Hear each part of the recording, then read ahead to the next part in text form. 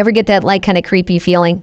You know that someone's like listening in on your conversations, like when you're just chatting about wanting those new Air Jordans, and then suddenly, bam, your phone's blowing up with all these sneaker ads. Oh, yeah. Well, today we're doing a deep dive into this lawsuit against Apple that's making people feel like their privacy's been invaded. Yeah, this is a big one. What's really interesting here is that this isn't just some, isolated incident.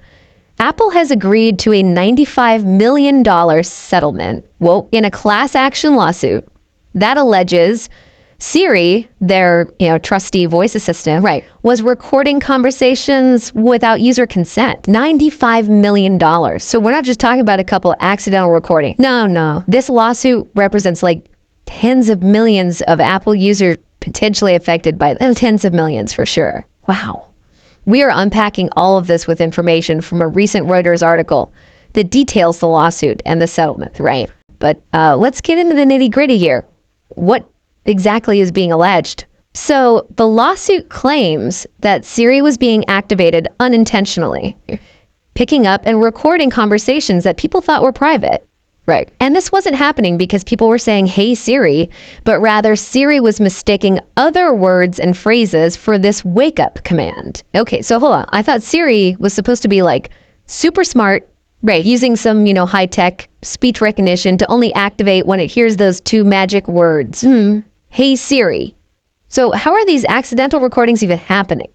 So you're right, Siri uses very sophisticated speech recognition technology. Think of it like the Siri's constantly analyzing little audio snippets, comparing them to a huge library of sound patterns. Got it. And when it detects a close enough match to, "Hey Siri," it starts recording and processing what it hears. So it's always listening, but it only really starts paying attention when it thinks you've called its name. Exact. But lawsuits claiming that that's not always happening accurately. Yeah, precisely. The lawsuit is alleging that background noise, similar sounding phrases, or even like variations in accents, interesting, can sometimes trigger Siri accidentally. So even if you're not directly talking to Siri, a private conversation could be unintentionally recorded if the system misinterprets what it hears. And that's where things get creepy. The Reuters article gives a few real-life examples, that really drive this home.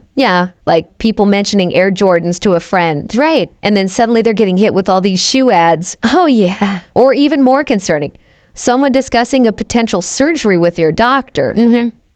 Only to start seeing ads for that specific treatment. It's wild. These anecdotes are so unsettling. I know, it highlights the feeling that our conversations might not be as private as we think. Exact. It raises like a really important question about what even constitutes a private conversation. In a world where like devices are always listening. Right. It really makes you think, because even if these recordings weren't intentional on Apple's part, the fact that they were happening at all raises serious concerns about how our data is being collected, stored, and potentially used. Got it. And the lawsuit claims that these recordings weren't just sitting in some, Apple vault. They were allegedly being shared with third parties, which likely means advertisers. Okay, so wait a minute. Who are these mysterious third parties? And what exactly are they doing with our data? Is it just for targeted ads? Yeah, good question. Or is there something more going on here? Yeah, that's the question, isn't it? Unfortunately, those details about how this data was, allegedly shared and used by these third parties are still kind of murky, right? Apple hasn't really, as part of the settlement, admitted to any wrongdoing. But the fact that they are paying out such a large sum, does suggest that they recognize the seriousness of these claims. Yeah, I'd say $95 million is a pretty hefty chunk of change. It is. Even for a tech giant like Apple. Yeah, it is a significant sum, but to put it into perspective, it's roughly equivalent to about 9 hours of profit for Apple. Wow. So while it is a big payout, it's not exactly breaking the bank. 9 hours. That really puts things into perspective. But this whole thing's got me thinking, this lawsuit covers a period from 2014 to the end of 2024, right? That's interesting because it coincides with the introduction of the Hey Siri feature, doesn't it? You're right, the timing is significant. The introduction of that Hey Siri feature, while it was intended to make Siri more convenient, may have inadvertently increased the likelihood of these unintentional activations. So by making Siri easier to use, they might have also made it more prone to these privacy slip-ups. Yeah, it's kind of ironic. It is. It highlights that delicate balance between convenience and privacy that we often grapple with. In this digital age, We want our devices to be responsive and easy to use. But that ease of use can sometimes come at the cost of our data being collected and analyzed. And it's not just Apple. I mean, haven't we seen similar lawsuits against other tech companies? Oh yeah, like Google for their voice assistant. Absolutely. Well, this is not an isolated incident. There have been multiple lawsuits against Google and other companies, right, over these similar concerns about voice assistant privacy. Yeah. It suggests like a broader trend of concern and growing awareness about how these always listening devices are collecting and using our data. You know what really creeps me out, though, is the thought that this is just the tip of the iceberg. Yeah. If companies are already facing lawsuits for how they're handling our data today, what happens as technology advances even further? Right. We're already seeing things like smart homes, wearables, yep, all sorts of devices that are collecting data about our lives. That's right.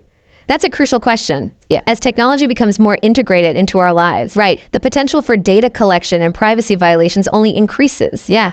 It's important to remember that this lawsuit, while it's focused on Siri, is really just a symptom of a much larger issue. Right? We need to be having these broader conversations about data privacy, right, transparency, and the ethical implications of these technologies.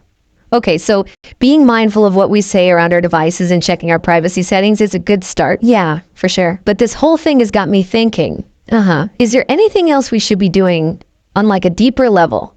How do we protect our privacy in a world where technology is constantly evolving and pushing the boundaries of what's even possible? Yeah. Feels like we're kind of at a crossroads here. Yeah. On one hand, we have these incredibly powerful technologies that can, make our lives so much easier, more connected. But on the other hand, there's this growing sense of unease about how much of our privacy we're sacrificing for that convenience.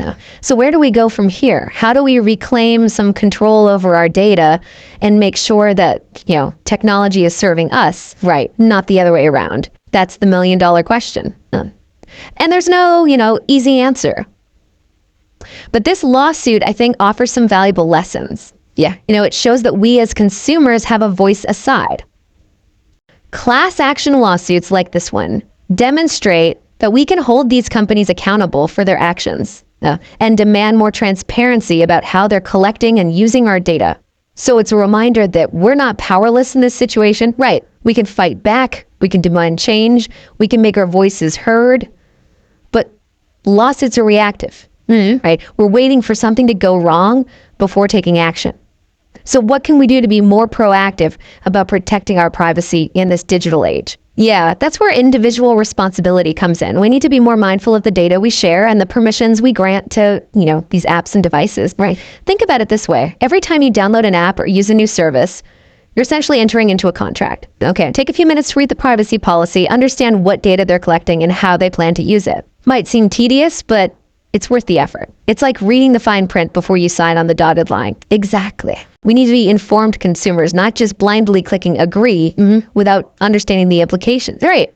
So reading privacy policies, right, being aware of the data we're sharing. That's a good starting point. What else can we do on like a practical level to protect our privacy? Especially when it comes to voice assistants. There are some simple but effective steps you can take. First, be mindful of where and when you're using these voice assistants. Okay. If you're having a sensitive conversation, consider turning off your device or disabling the Hey Siri or OK Google feature. Right. Might seem a little inconvenient. Yeah. But it's a small price to pay for peace of mind. So treat your voice assistant like you would any other sensitive device. Exactly. Use it with caution and awareness. Don't just assume that everything you say is private. That's right. And another key step is to regularly review your privacy settings. Both Apple and Google offer a range of controls that allow you to limit data collection, delete recordings, even opt out of personalized ads based on your voice activity. Right. Taking a few minutes to adjust those settings can make a significant difference in protecting your privacy. Yeah, it's about taking back some control instead of feeling like our data is being collected and used without our consent. We can actively choose what we share and how it's used. It's empowering. It is, and remember, knowledge is power. The more you understand about how these technologies work, the potential privacy risks and the steps you can take to mitigate them, the better equipped you'll be to navigate this digital landscape. This has been such an eye-opening conversation. It's made me realize that we need to be having these conversations more often. I agree. We need to keep talking about data privacy, digital ethics, and the impact of technology on our lives. Absolutely. We need to be vigilant, informed, and proactive about protecting our privacy in this increasingly interconnected world. Yeah. Because ultimately, our privacy is a fundamental human right, and it's worth fighting for. Well said. And on that note, we've reached the end of our deep dive into the Siri privacy lawsuit and what it means for our digital lives. We hope this conversation has empowered you to be more mindful of your data. Yes, more proactive about protecting your privacy. Absolutely. And more engaged in the conversation about the future of technology. And if you found this deep dive insightful and want to stay ahead of the curve on the latest developments in technology, privacy, and the digital world, be sure to hit that subscribe button. Yes, we'll be back soon with more thought-provoking discussions on the topics that matter. Until then, stay curious, stay informed, and stay in control of your digital self.